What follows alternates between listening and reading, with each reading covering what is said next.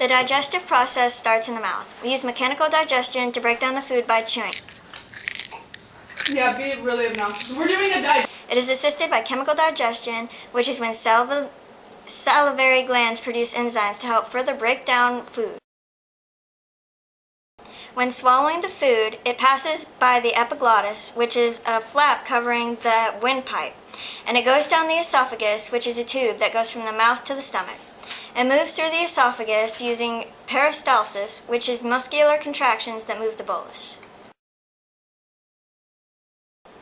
After leaving the esophagus, it enters the stomach, which is an expandable organ, where the bolus is churned and mixed with gastric acids.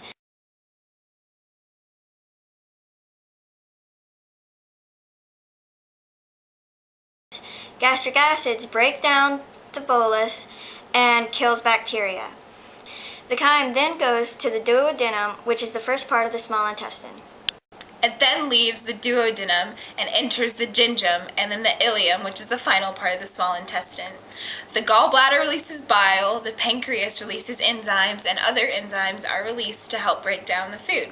Nutrients are absorbed in the small intestine with help from villi, which increase the surface area.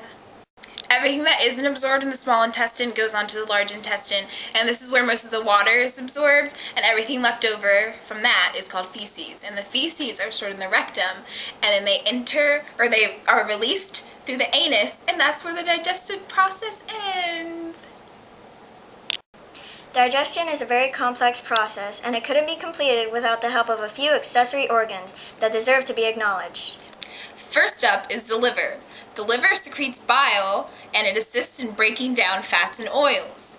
And next is the gallbladder, which is where the bile is stored until it needs to be used. And last but not least, we have the pancreas.